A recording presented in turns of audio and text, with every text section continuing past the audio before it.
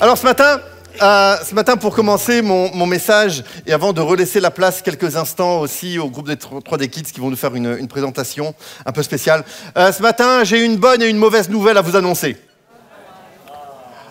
Vous préférez qu'on commence par laquelle? La mauvaise? Ouais, de toute façon, c'était comme ça qu'on allait faire. Donc, je vous demande, j'ai une très mauvaise nouvelle à vous annoncer. Il est impossible aux hommes de satisfaire la justice de Dieu par leur propre force.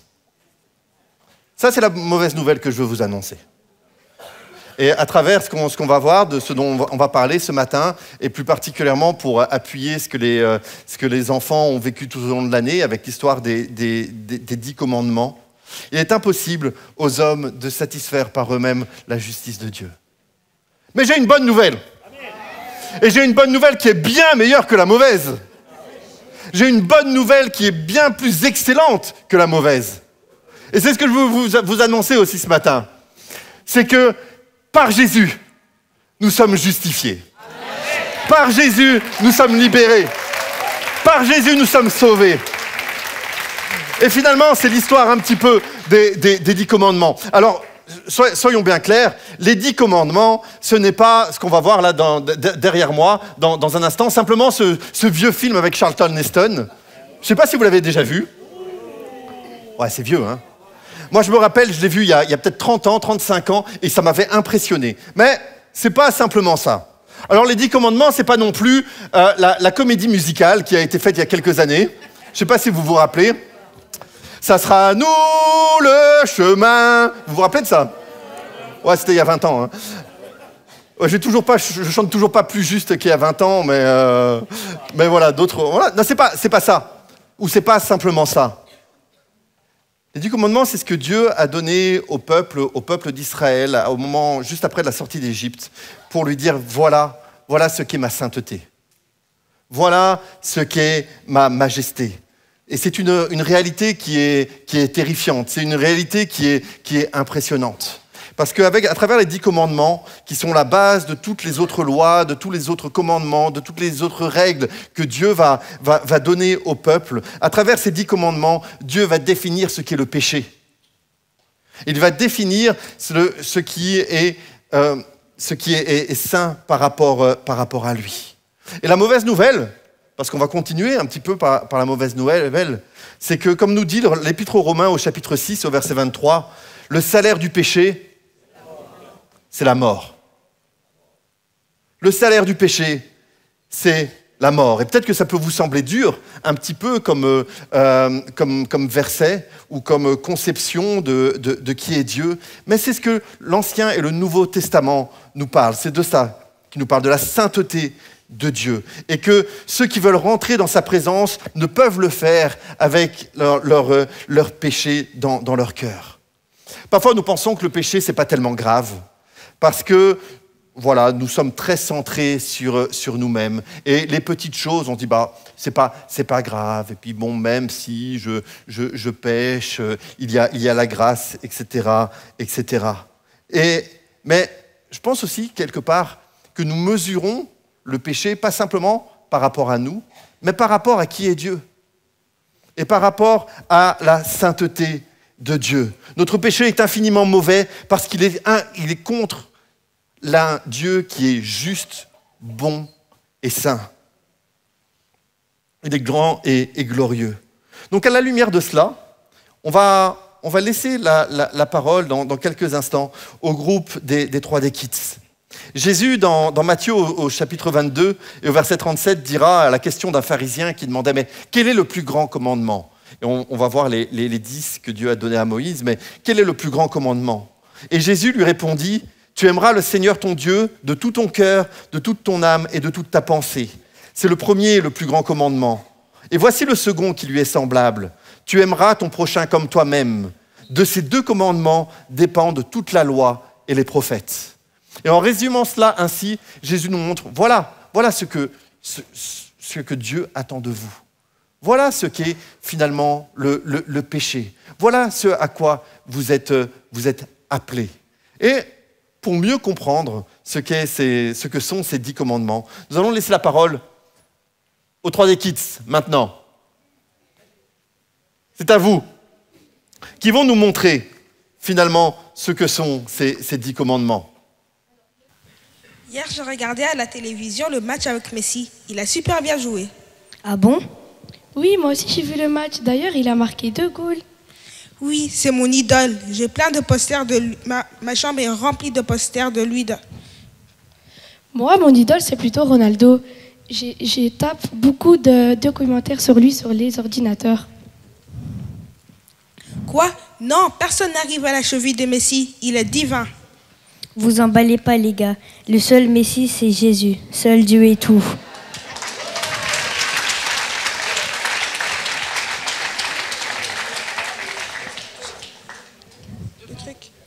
Je suis l'Éternel ton Dieu. Tu n'auras pas d'autre Dieu que moi. Tu ne te feras pas une idole. Tu ne te prosterneras pas devant ces choses.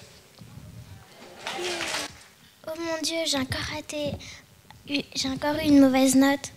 Pourquoi l'appelles-tu? Appeler qui? Tu as invoqué le nom de Dieu sans même lui parler. Oups, je m'en étais même pas rendu compte. Je vais lui demander pardon.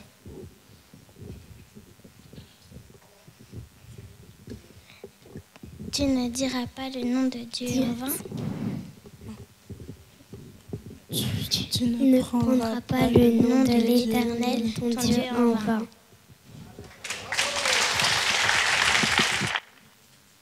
Lewis, on se retrouve demain matin à l'église. Non, je vais au cinéma, je vais me coucher tard et je vais faire la grasse matinée. Mais tu sais, le culte est à 10h, t'as le temps de dormir. Oui, mais j'ai plein de choses à faire. Ah bon, tu travailles le dimanche? Pas vraiment, mais le dimanche, c'est le jour du Seigneur. Souviens-toi du jour du repos, tu travailleras 6 jours, mais le 7e est consacré à Dieu.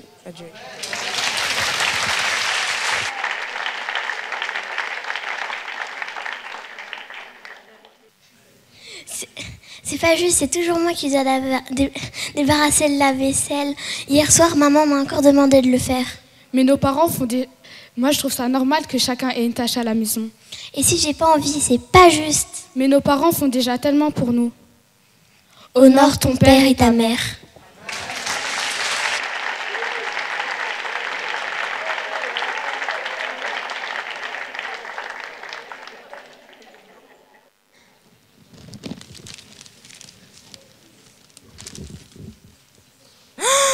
Qu'est-ce qu'il y a? Vous avez vu le gars qui a tué son père dans le journal? Il doit être en prison maintenant, bien fait pour lui. Moi, je ne comprends pas comment on peut être capable de tuer quelqu'un, c'est horrible. Oui, c'est vrai, mais on peut aussi tuer des gens avec des mots méchants. Ça arrive à tous de le faire, pas vrai? Tu ne tueras point.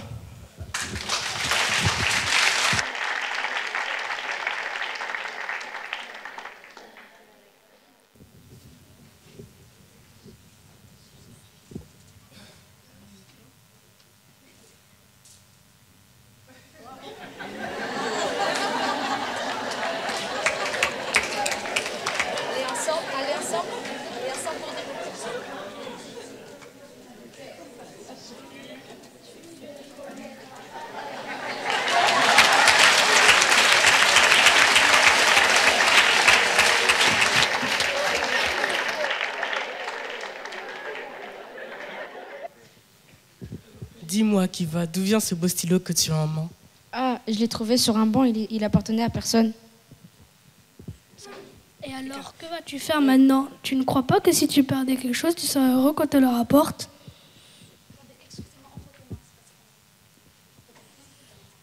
Dis-moi, Kiva, d'où vient ce beau stylo que tu as en main? Ah, je l'ai trouvé sur un banc, il appartenait à personne. 2A, tu mets un 2, tu t'en tenais. Bah non. Et alors, que vas-tu faire maintenant? Tu ne crois pas que si tu perdais quelque chose, tu serais heureux quand on te le rapporte? Tu as raison, demain je vais demander à toute la classe à qui il appartient. Tu ne voleras pas. Elle ne pas. Venez là immédiatement les enfants. Qui a cassé mon écran de portable? Ce n'est pas moi, c'est Mathieu. Menteur. c'est toi qui l'as cassé, je t'ai vu, et comme d'habitude, tu accuses les autres. Menteuse, c'est toi qui as commencé à jouer sur le portable de maman.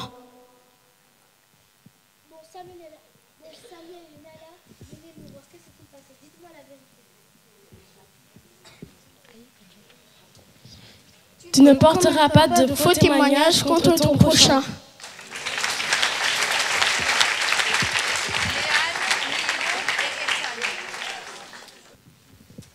Tu as vu Louise pendant les vacances, elle est partie à New York et moi je reste toujours en Belgique.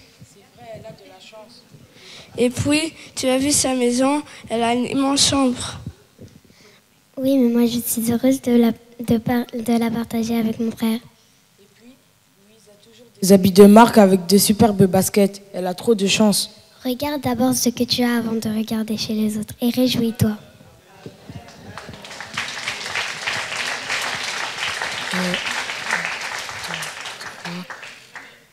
Tu ne convoiteras pas.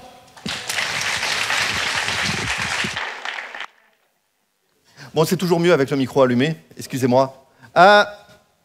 Alors merci, parce que ça nous permet aussi de remettre un petit peu dans le contexte et de savoir mais de quoi nous parlons quand nous parlons des 10 commandements. Et je crois que c'est un bon thème à développer durant cette année.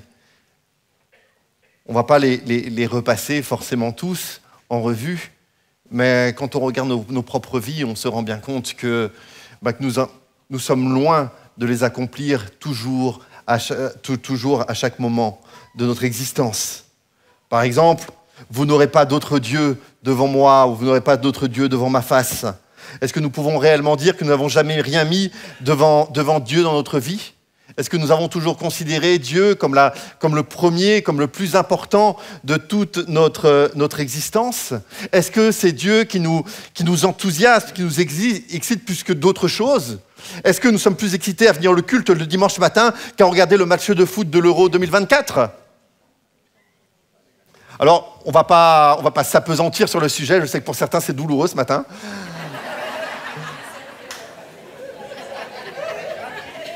Mais voilà. Ok. Mais voilà. Est-ce qu'il y a d'autres choses qui prennent la place de Dieu dans ma vie ? Et c'est ce commandement-là que Dieu nous laisse.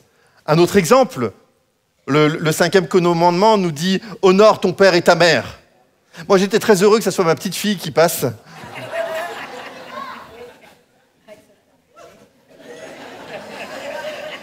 Et je suis très heureux que dorénavant, elle fasse tous les jours la vaisselle. Honore ton père et ta mère. Mais qu'est-ce que ça signifie vraiment ? Cela a à voir non pas simplement par rapport au père et à la mère, mais c'est la façon dont nous nous comportons avec les autorités dans notre vie. Nos parents sont la première représentation de l'autorité de Dieu pour nous. Les commentateurs, les spécialistes de l'Ancien Testament soulignent que ce commandement se situe en plein milieu des 10. Les 4 premiers commandements ont plutôt un rapport avec notre relation avec Dieu et les 5 derniers ont un rapport avec notre relation avec les autres. Et donc ce commandement, honore ton père et ta mère, fait le pont entre les 2 sections parce que c'est la question de l'autorité. Et la plus grande question de ce commandement, c'est comment nous réagissons face à l'autorité, aux autorités que Dieu a placées dans nos vies. Et nos parents sont la première représentation de l'autorité dans nos vies. Mais il y en a d'autres. Il y en a d'autres. Le gouvernement, la police, notre patron, parfois même vos pasteurs. Comment nous réagissons par rapport à l'autorité? Est-ce que nous respectons l'autorité, les autorités que Dieu a placées? Le commandement, tu ne tueras point. Alors peut-être oui, j'espère que pour la majorité d'entre nous, on pourrait se dire, ah mais voilà, avec celui-là, je suis tranquille. Avec celui-là, j'ai pas de soucis. Et puis Jésus est venu, et avec son enseignement, il nous a appris que les choses ne sont pas aussi simples que ça. Parce que haïr quelqu'un dans son cœur, ou vouloir lui faire du mal, c'est comme un meurtre.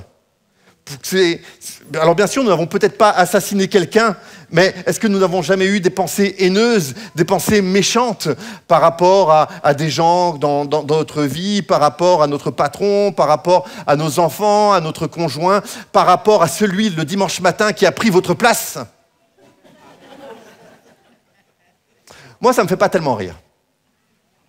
Moi, je vous encourage quand même à ne pas penser qu'il y a des places réservées pour vous à l'église. Au moins, ça, c'est dit. Et à aussi accepter qu'il y a parfois des directives que l'équipe d'accueil peut vous donner par rapport au placement des places. Bon, j'espère que vous n'avez pas de la haine dans votre cœur, mais voilà. Tu ne commettras pas d'adultère. Alors peut-être que là, la partie des personnes qui se disent « Ah, mais moi, je ne suis pas marié, donc j'ai aucun problème avec ça. » Mais ça va plus loin. Tu ne commettras pas d'adultère. Parce que là encore, Jésus est venu et a amené une nuance. Avoir des pensées malsaines avec quelqu'un ou sur quelqu'un avec qui vous n'êtes pas marié, c'est commettre un adultère dans son cœur. Et c'est ainsi que Dieu voit les choses. Et si je peux vous encourager aussi, messieurs, et peut-être plutôt messieurs, à faire attention à vos yeux. Nous sommes dans une période où il y a l'été, où peut-être que les dames s'habillent un petit peu plus courtement ou un peu plus légèrement. Faites attention à vos yeux et faites attention à ce qui nourrit votre cœur. Tu ne voleras pas. Encore un commandement qui est important. Et vous pouvez dire, oui, mais moi, je ne vole rien, je ne suis pas un voleur, je ne prends pas ce qu'il y a aux autres. Ça tombe bien, bientôt, vous allez devoir remplir votre feuille de contribution. Ou peut-être que vous l'avez déjà fait.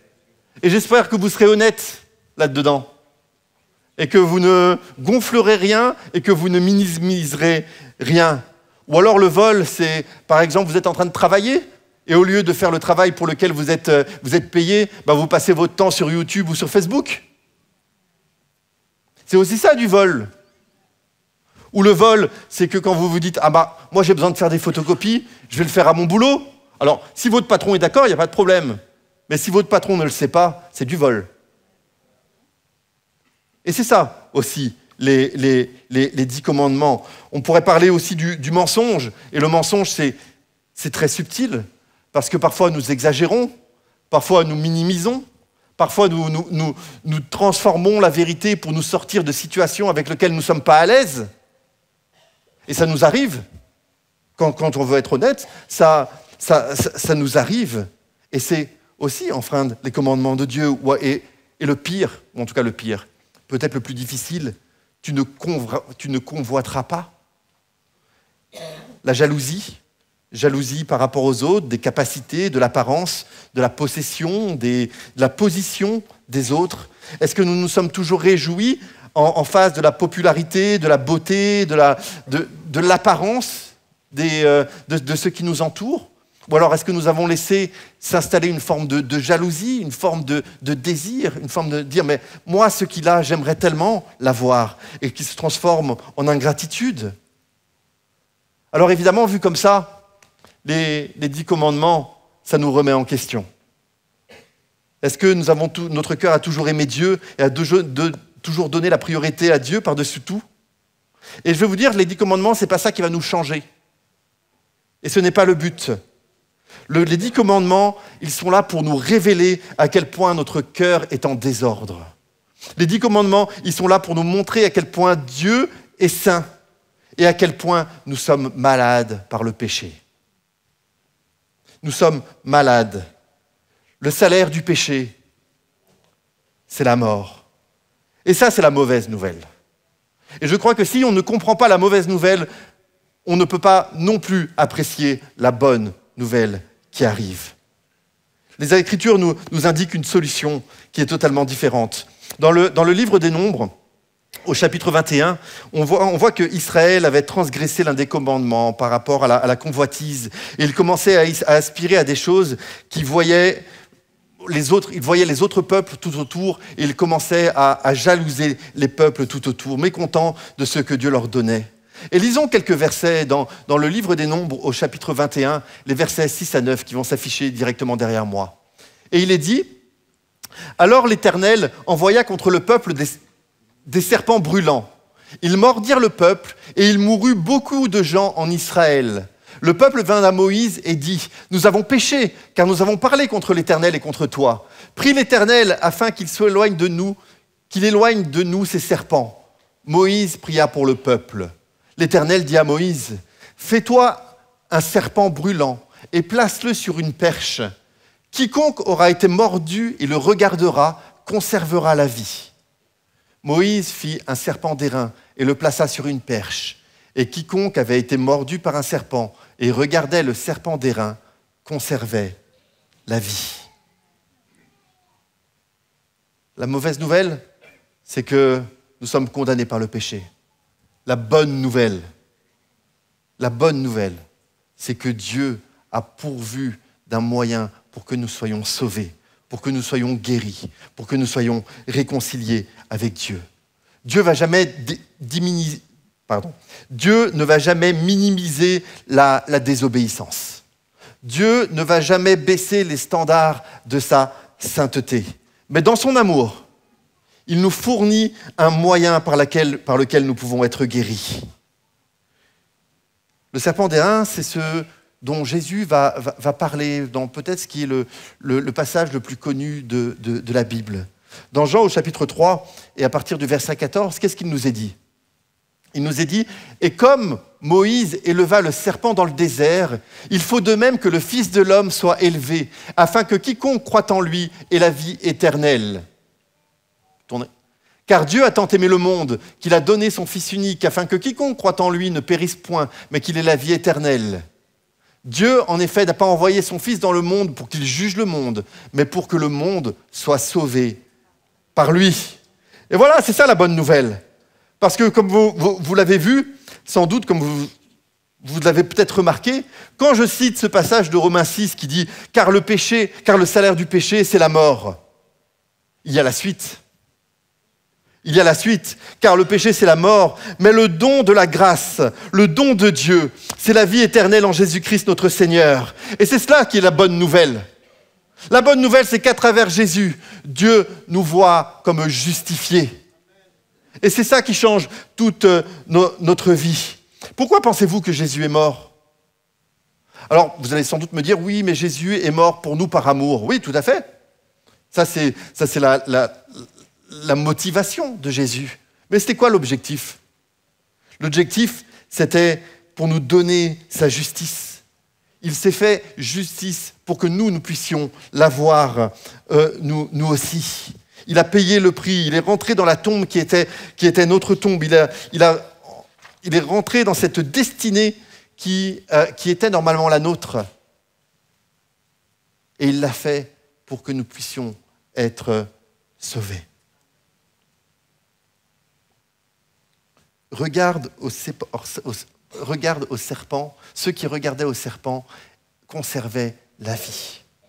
Et le péché, c'est comme cette maladie, comme cette morsure de serpent qui nous contamine, qui nous fait du mal, qui nous tient, qui nous lie, qui finalement a une emprise sur nous. Et notre seule solution, notre seul recours, c'est de regarder à Jésus. Alors je vais prendre quelques instants pour m'adresser à mes amis des 3D Kids. Ce matin, regardez-moi un instant. Vous allez bien ? Oui. Ça va ? Je suis pas trop long ? Ouais, bon, ok. Ok. Ouais, bah écoute, voilà, je le sais, faut pas... Ok. Mais laissez-moi vous dire quelque chose. Laissez-moi vous dire quelque chose, les enfants. Il y a beaucoup de choses que je pourrais vous dire ce matin. Il y a beaucoup de conseils et de belles choses. Et vous avez sans doute appris aussi beaucoup de belles choses au cours de l'école du dimanche. Mais moi, je vais vous laisser une chose. Une chose que je vous appelle à garder dans votre vie chaque jour. Et que vous pouvez faire quand vous vous sentez pas bien, quand vous êtes triste, quand vous vous sentez mal, quand vous avez des maladies ou quoi que ce soit. Moi, je vous appelle, cette chose, c'est regarde à Jésus. Regarde à Jésus et tu seras sauvé. Regarde à Jésus et il fera quelque chose dans ta vie. Et je pense qu'à votre âge, vous avez 10, 11 ans, 12 ans peut-être, je ne sais pas, c'est 10, 11 ans, hein, l'âge ici. vous pouvez comprendre cela. Et gardez cela, regarde à Jésus. Et c'est ce que je vous dis à chacun d'entre nous. C'est ce que je nous dis à chacun d'entre nous ce matin. Regarde à Jésus. Quand tu luttes, regarde à Jésus. Quand tu souffres, regarde à Jésus. Quand tu es prisonnier par le péché, regarde à Jésus. Parce que tu peux essayer par toi-même, mais tu n'y arriveras pas. Dans Galates au chapitre 5, un passage bien connu, où l'apôtre Paul, finalement, va nous parler de la vie de l'Esprit. Et il va dire que la vie de l'Esprit, que le Saint-Esprit nous a été donné pour que nous puissions aussi accomplir les bonnes œuvres de Dieu, que nous puissions aussi vivre le commandement qui dit « Tu aimeras ton prochain comme toi-même ». Et qu'est-ce qu'il est dit dans Galates 5, à partir du verset 16 ? « Je dis donc, marchez selon l'Esprit, et vous n'accomplirez pas les désirs de la chair. » Je ne l'ai pas noté ? Non, ok. Marchez selon l'esprit, car vous n'accomplirez pas les désirs de la chair. Car la chair a des désirs contraires à ceux de l'esprit, et l'esprit en a des contraires à ceux de la chair. Ils sont opposés entre eux, afin que vous ne fassiez point ce que vous voudriez. Si vous êtes conduits par l'esprit, vous n'êtes point sous la loi. Or, les œuvres de la chair sont manifestes. Ce sont l'impudicité, l'impureté, la dissolution, l'idolâtrie, la magie, les inimitiés, les querelles, les jalousies, les animosités, les disputes, les divisions, les sectes, l'envie, l'ivrognerie, les excès de table et les choses semblables. Je vous dis d'avance, comme je l'ai déjà dit, que ceux qui commettent de telles choses n'hériteront point le royaume de Dieu. Mais le fruit de l'esprit, c'est l'amour, la joie, la paix, la patience, la bonté, la bénignité, la fidélité, la douceur, la tempérance. La loi n'est pas contre ces choses. Ceux qui sont à Jésus-Christ ont crucifié la chair avec ses passions et ses désirs. Et finalement, le fruit de l'esprit, c'est quoi ? Le fruit de l'esprit, c'est le Seigneur qui transforme notre cœur alors que nous regardons à lui, pour que nous puissions accomplir ce qu'il nous demande. Pour que nous puissions accomplir ce qu'il reprend dans ses 10 commandements. Le fruit de l'esprit, c'est la croissance, c'est l'image, la croissance que nous avons, c'est l'image de Jésus qui se fige, qui se forme dans nos vies. Nous avons lu toutes les choses, l'impureté, l'impudicité, etc., etc. Ça, c'est des choses qui découlent, qui nous montrent ce qu'est le péché. Mais nous avons besoin que notre cœur soit changé pour que nous puissions vivre ce que le Seigneur nous demande. Et la seule manière d'avoir notre cœur changé, c'est de regarder à Jésus. C'est de regarder vers lui, comme ce serpent qui est là et qui est avec Moïse. Alors vous pouvez toujours essayer par vous-même. Vous pouvez toujours essayer de satisfaire et de pratiquer ces 10 commandements par vous-même. Et c'est vrai que la parole nous demande de faire notre possible, de faire des efforts dans notre marche avec le Seigneur. Mais si nous marchons simplement par nos propres forces, alors nous serons déçus. Parce que vous n'y arriverez pas. Même avec la meilleure bonne volonté du monde, même avec toutes les règles que vous pouvez vous mettre dans votre vie, vous n'arriverez pas à accomplir les commandements de Dieu si vous le faites par vos propres forces. Si nous marchons, nous serons déçus. Ou alors nous deviendrons comme les pharisiens, qui vont commencer à mettre toute une série de règles, toute une série de lois, toute une série d'ordonnances, de règlements, juste pour montrer que finalement, à l'extérieur, ils suivent bien les commandements. Mais vous savez, si l'extérieur est bien, mais que l'intérieur est pourri, ça ne plaît pas à Dieu.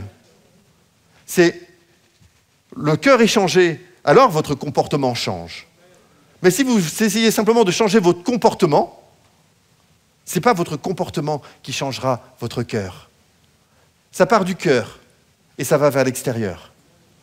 Et on ne commence pas par l'extérieur en pensant ou en voulant donner une image qui ne nous correspond pas. Marcher par nos propres forces, c'est nier la puissance de la croix. Marcher par nos propres forces et dire « mais moi je n'ai pas besoin de Dieu, je n'ai pas besoin de Jésus pour être quelqu'un de bien. C'est nier que Jésus-Christ est mort pour que, aux yeux de Dieu, nous puissions avoir la justice. Croire cela, c'est dire que vous êtes plus capable que le sacrifice de Jésus. Et ça, je pense que c'est terrible. Parce que le sacrifice de Jésus, c'est ce qui nous donne la vie. C'est ce qui nous donne la liberté. C'est ce qui nous donne la joie. C'est ce qui nous donne l'amour et ce qui nous permet de marcher ensemble. Alors ce matin, je ne sais pas comment vous êtes venus, dans quelle attitude de cœur vous êtes venus. Et je suis bien conscient que derrière les sourires de façade, il y a parfois des difficultés. Il y a parfois des fatigues. Il y a aussi peut-être des péchés avec lesquels vous êtes en train de vous battre. Il y a peut-être des choses dans votre vie que vous essayez de régler de toutes vos forces. Et finalement, vous ne réussissez pas. Vous échouez. Vous continuez pourtant, vous êtes de bonne volonté, mais ça ne fonctionne pas. Mais ce matin, j'aimerais simplement vous dire que Jésus, dans sa parole, nous dit « Mais venez à moi, vous tous qui êtes fatigués et chargés, et je vous donnerai du repos. » Ça peut être fatigant de vouloir plaire à Dieu par nos propres forces. Ça peut être fatigant d'essayer simplement par nous-mêmes et d'être là et de continuer et de se mettre encore des règles et des règles dans notre vie. Alors comme je l'ai dit, nous sommes appelés à faire tous nos efforts pour cela. Mais nous sommes surtout appelés à regarder à Jésus. Comme avec le serpent d'airain. Regarde à Jésus. Ceux qui regardaient à Jésus ne mourraient pas. Et peut-être que tu te sens mourir à petit feu ce matin. Tu te sens mourir à petit feu parce que tu n'y arrives pas. Peut-être que tu te sens piégé par le péché. Et alors, moi, je t'invite à regarder à Jésus. Peut-être que tu as peur et que tu as peur particulièrement de l'avenir et tu as peur de la mort. Moi, je t'invite à regarder à Jésus. Peut-être que tu es frustré par tes échecs, par le fait que tu as essayé encore et encore et encore. Je t'invite à regarder à Jésus. Peut-être que tu te sens dans la défaite ce matin, que tu te sens vaincu, que tu te sens comme quelqu'un qui finalement ne vaut rien et n'a aucune valeur. Et ce matin, je te dis, regarde à Jésus. Parce que c'est lui qui peut faire quelque chose et c'est lui qui peut te donner la vie. La croix est là. Le prix, Jésus l'a payé. Le prix l'a payé, non pas pour que ensuite tu te dises « Ah, mais je peux y arriver tout seul », mais pour que constamment tu regardes à lui. Que tu connaisses le Seigneur depuis une semaine, que tu connaisses le Seigneur depuis 40 ans, 50 ans, 60 ans, c'est toujours la même chose. Regarde à Jésus. Dans ta situation, regarde à Jésus. Dans tes doutes, regarde à Jésus. Dans ta maladie, regarde à Jésus. Dans ta défaite, regarde à Jésus. Dans ta lutte contre le péché, regarde à Jésus. Parce que nous sommes des enfants de Dieu. Et nous voulons regarder à notre Seigneur. Alors ce matin, j'aimerais simplement que nous prions ensemble. Je vais pas aller plus loin. Je pense que l'équipe des 3D Kids a bien montré les 10 commandements. Et je crois que quelque part, chacun d'entre nous, en voyant ça, on peut se dire « Ah mais finalement, j'ai besoin de Jésus. Finalement, j'ai besoin qu'il fasse quelque chose dans ma vie. Finalement, je pensais que j'étais bien, mais où j'en suis avec Dieu ?» Et ce matin, ce n'est pas un message de condamnation que je vous apporte. Je vous ai apporté une mauvaise nouvelle. Mais la bonne nouvelle, c'est Jésus. La bonne nouvelle, c'est Jésus. Jésus dans ta vie. Jésus dans ce qu'il veut faire. Prions ensemble. Seigneur, ce matin, nous voulons te remercier. Nous te remercions, Seigneur, premièrement pour les enfants que tu nous as donnés. Nous te prions, Seigneur, pour l'école du dimanche, pour tout le travail qui est fait. En particulier, Seigneur, pour le groupe des 3D Kids qui était là avec nous ce matin, mais aussi pour tous les autres groupes, Seigneur, qu'il soit béni et qu'il soit touché par toi, Seigneur, et que tous te connaissent. C'est dans la prière de ton Église ce matin. Mais Seigneur, ce matin, tu vois nos vies. Tu vois nos limites, Seigneur. Tu vois notre fatigue. Et Seigneur, nous sommes fatigués de vouloir faire les choses par nous-mêmes. Nous sommes fatigués parfois d'avoir des faux semblants, Seigneur. D'être comme des pharisiens hypocrites. Seigneur, tu vois nos luttes, tu vois nos combats. Tu vois ce péché, Seigneur, qui nous entoure si facilement. Mais Seigneur, ce matin, nous venons à toi. Et comme dans cette histoire du serpent d'airain, nous voulons regarder à toi, Jésus. Nous voulons regarder à toi et à ce que tu peux faire dans nos vies.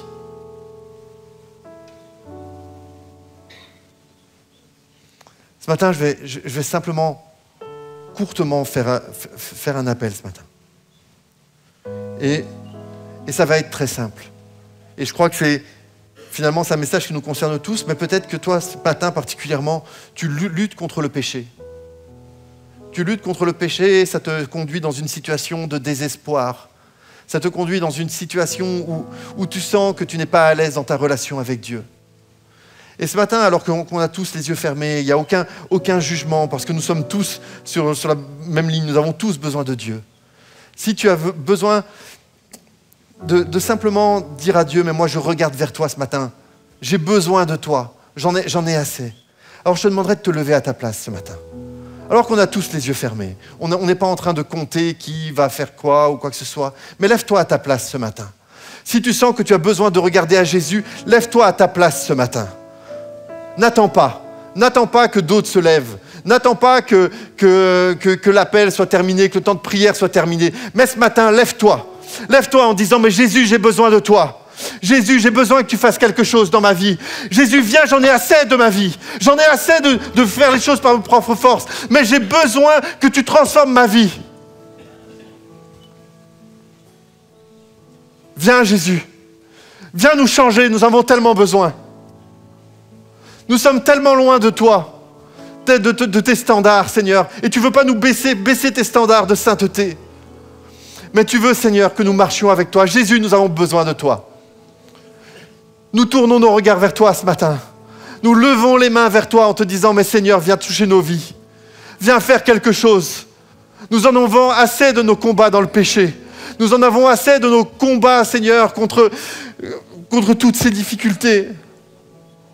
Et Seigneur, je me mets en premier, Seigneur. Je me lève en premier ce matin. Viens, Seigneur. Viens nous délivrer.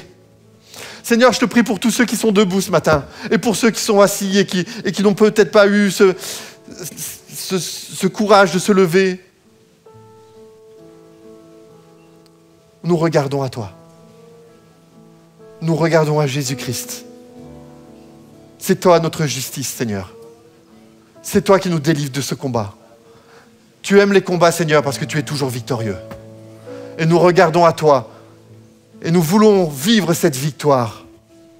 Nous voulons vivre cette victoire, Seigneur, dans nos vies. Je te le demande dans le nom de Jésus.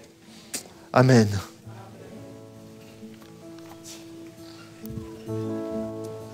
Alléluia. Prenons ce chant alors qui dit du deuil à la victoire. Amen.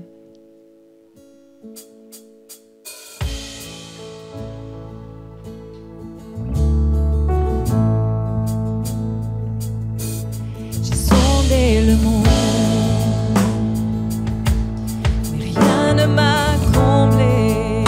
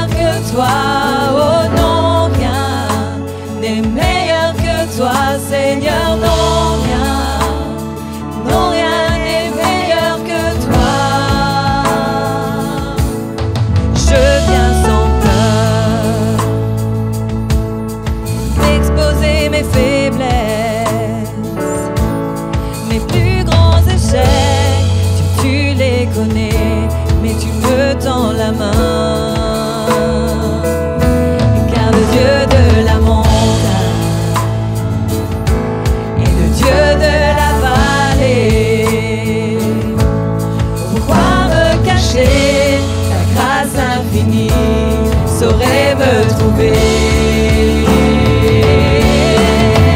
Rien n'est meilleur, meilleur que toi. Oh non, rien n'est meilleur que toi, Seigneur, non, rien. Non, rien n'est meilleur que toi. Non, rien, Seigneur. Rien n'est meilleur, meilleur que toi. Oh non, rien n'est meilleur que toi, Seigneur, non, rien. Non, rien n'est meilleur que toi.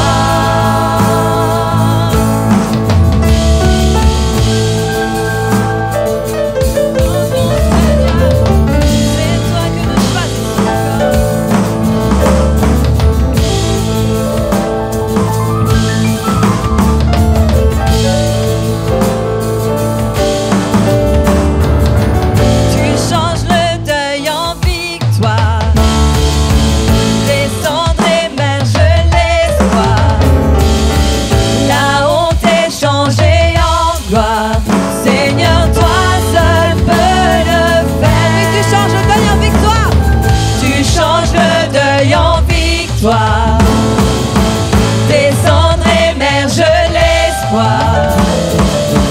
La honte est changée en gloire. Seigneur, toi seul peux le faire. Et de la mort jaillit la vie. De la mort jaillit la vie. Par ta voix les eaux revivent. Dans les flots s'ouvre un chemin. Seigneur, toi seul peux le faire. Seigneur, toi seul peux le faire. Seigneur, toi seul peux le faire. Rien n'est meilleur, meilleur que toi. Oh non, rien n'est meilleur.